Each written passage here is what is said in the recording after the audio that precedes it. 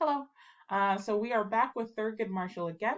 Today we're reading On the Front Lines with Thurgood Marshall, an interview with Jack Greenberg, courtesy of the U.S. Department of State. So let's hop in. Jack Greenberg was a 27-year-old lawyer in 1954 when he worked with Thurgood Marshall on the Brown versus Board of Education case, where the Supreme Court ruled that racial segregation was unconstitutional. In this interview, Greenberg shares his thoughts on the legacy of Thurgood Marshall. A professor of law at Columbia University in New York City, Greenberg is the author of several books, including Crusaders in the Courts, Legal Battles of the Civil Rights Movement, 2004. This interview was taken from the U.S. Department of State publication Justice for All: The Legacy of Thurgood Marshall. Alexandra Aboud, a staff editor with the U.S. State Department's Bureau of International Information Programs, conducted the interview with Mr. Greenberg. Oh, so this is okay. So the interview is okay. So Mr. Greenberg is the one being interviewed, and he's being interviewed about Thurgood Marshall. So Thurgood Marshall is not actually in this interview. Okay. So Alexandra Aboud is the one asking the questions, and then Mr. Greenberg is answering. What's his name? Jack Greenberg. Okay. What would you say was the historical and social significance of the 1954 Brown versus Board of Education decision? Greenberg says Brown was a school segregation case that said that the laws in place in the southern part of the United States, which prohibited blacks and whites from going to school together, were unconstitutional. But more importantly, the Brown case was like an icebreaker going through the frozen sea of racism. It broke up the racist system that was essentially congealed into the American polity. Excuse me, I don't polity. We had Southern senators who were elected by whites only, and they kept becoming elected and reelected, and their power depended upon them excluding blacks from political participation. The Brown case broke all that up. I had a thought when I was reading this, and then it went somewhere. I don't know what I was thinking. Okay. Next question. What were some of Thurgood Marshall's strengths as an attorney that helped win the Brown case? Thurgood Marshall was focused. He always believed in racial integration and wanted to strike down the segregation laws and practices within the United States. I would liken him to General George Marshall during the Second World War. He was the one who got all the troops together from all different areas, competencies, and abilities, and melded them into a focused unit. We worked with law professors and practitioners, social psychologists, and historians. He was like the orchestra conductor who brought everyone together and focused them into a single melody. Linda Brown in class at Monroe Elementary. So this is Linda. Listen, Linda. I haven't seen that movie or video.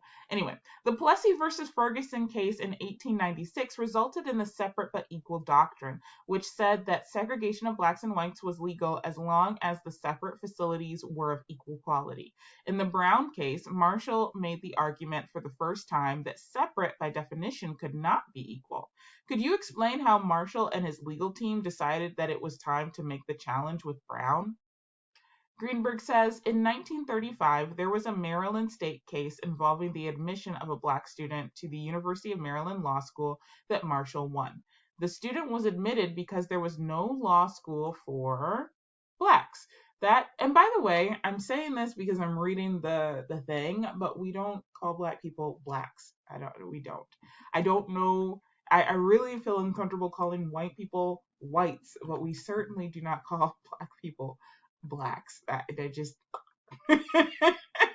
every time I read it, I'm like, so please do not repeat this in your daily life. Oh my gosh, please don't. I feel so uncomfortable. Ugh. Anyway, that case never even went to the Supreme Court. It was won in the Maryland state courts.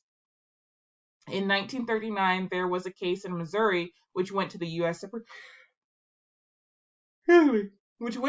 Supreme Court, and the University of Missouri was ordered to admit a black person to the University of Missouri Law School because there was no comparable facility for black people within the state of Missouri.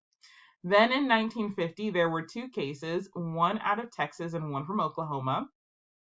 As the Texas case proceeded, the state, seeing the handwriting on the wall, built a law school for Black people. It had 2 rooms, didn't have a law library, didn't have a law review, had no alumni, but the state argued that that was equal, which was a ridiculous claim. And the Supreme Court ruled that there is a lot more than just books, bricks, and the mortar involved in evaluating education. There are the intangibles of your relationships with other students and what you learn from them and the lifelong associations that you make while in school. In the other case, a Black student was excluded from the University of Oklahoma Graduate School in Education. As the case went on, they didn't build another school for him. Instead, they allowed him to sit in the back of the room just outside the door and look in. Okay, ultimately he was admitted into the classroom and to sit to a seat which was marked for Negroes only, which we talked about in the last video that we do not use that word. And the Supreme Court said that action separated him from the others in a way that interfered with his ability to learn. So the court was moving more and more towards recognizing the intangible aspects of education and saying that that no matter what you did, you could not be equal so long as you were keeping people separate. And by the way, like, this is not funny. I'm laughing. I was laughing because I was just thinking, like, wow, like hatred will cause you to make the dumbest decisions. Like, what sense does it make to have a person be at the back right outside the door? Like, just let them in. What is the point in that? It doesn't make any sense. And it's like people can let hatred cloud their minds so much that they make these ridiculous decisions that just don't make sense. So I don't want you to take me wrong. I was not laughing at the fact that someone was being harmed and their education was being stunted. That was not what was funny. I was just like, I can't believe somebody decided that that was the right way to go about it. That's all. Anyway, moving on. So the court, okay, I read that already. In the Brown case, the momentum of those earlier cases, or the implication of those cases, was made explicit. Separate never could be equal. What was the historical legacy of the Legal Defense Fund at the NAACP? What was the historical legacy of the Legal Defense Fund? Okay, I just want to make sure I understand the question first. All right, the work of the LDF, the Legal Defense Fund, showed that law could accomplish a great deal. It was the first public interest law firm, and it institutionalized public interest law. It won decisions in the Supreme Court saying that the practice of public interest law is a constitutional right and brought an end to racial segregation. Today we have this great proliferation of public interest law firms all over the country, which represent a wide variety of political and social issues. I'm going to be honest, I have no idea what they're talking about. No idea. I have no idea. What is the Legal Defense Fund? No idea. So sorry. What is public interest law? How is that different from other law? I have no idea. I'll look it up after this video because I know you guys probably just want these videos to be short and you want me to just read, and I'd be talking. So I'm just going to read and I'll look my stuff up later. You're a professor at Columbia University Law School. Are there many students today interested in practicing civil rights law? An enormous number of students are still interested in practicing public interest law. When I first came to Columbia University, I started a public interest law program that offers public interest fellowships and internships during the summer. How many times can we say public interest? The program now enrolls hundreds of students. In fact, there's so much interest in public interest law, there's not enough room to accommodate all who really want to be in it, which is great. I'm just tired of saying the phrase public interest. All right, that was a short one. Hope you have a good rest of your day. See you soon. Bye.